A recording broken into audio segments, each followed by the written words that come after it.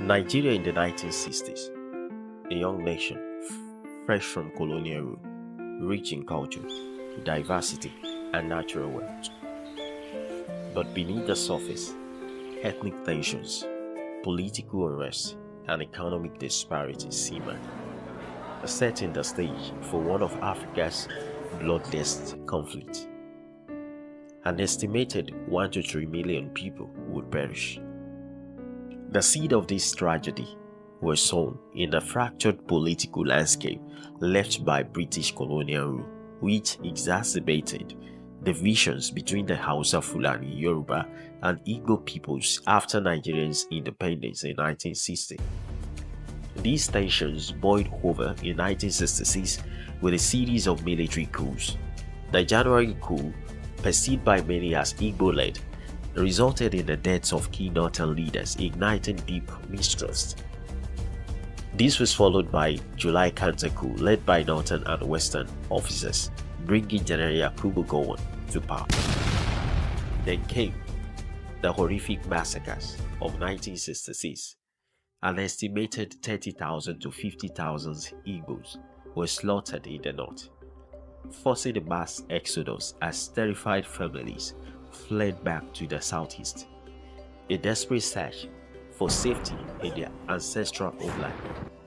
The eastern region, feeling abandoned and under threat, and led by Lieutenant Colonel Odumegwu Ojukwu, declared independence on May 30, 1967. The Republic of Biafra was born.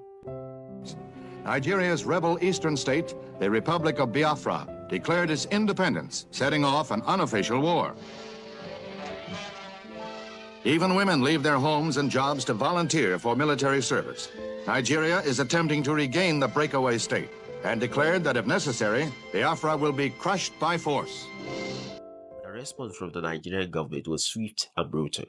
As buses line up to carry civilian volunteers to Nigerian Army recruiting centers, some 10,000 citizens answered their government's call to arms. On July 6, 1967, war broke out.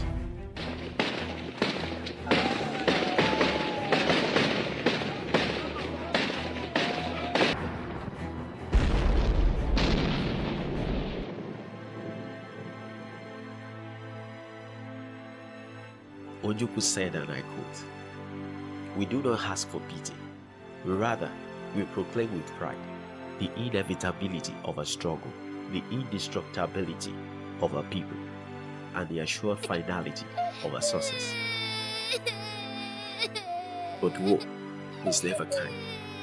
The Nigerian government imposed the land and sea blockade, a brutal tactic that cut off vital food and medical supplies. Hunger, disease, and death became the new reality for Biafra.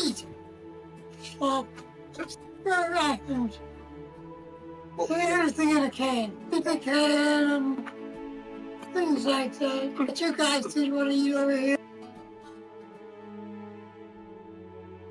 Horror indeed, because it is something that is not supposed to be witnessed by people in any form.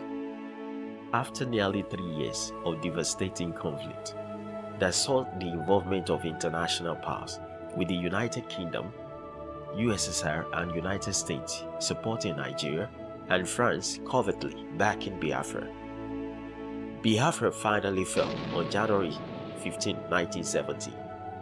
General Yakubu Gowon announced the war ends with the famous words, "No victor, no vanquish." But the scars remained. Over 1 million Biafrans, mostly children, had perished, primarily from starvation and disease. And no, the guns fell silent. The wounds of the war never truly healed. The Black Scorpion, Benjamin Adekunle, was a key commander on the Nigerian side, a figure who became synonymous with the federal offensive. The tragic chapter of violence is just ended. We are at the dawn of national reconciliation. Once again, we have an opportunity to build a new nation. Decades later, the echoes of Biafra persist. The struggle for ethnic identity, economic equality, and justice continues to shape Nigeria's political landscape.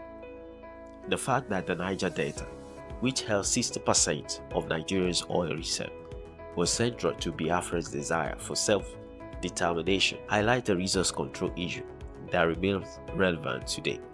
To some, Biafra is a closed chapter. To others, fueled by memories and sense of injustice, is an unfinished story.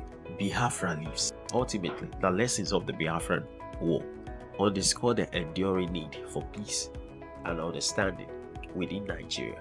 It is another step to put the unsavory past behind us.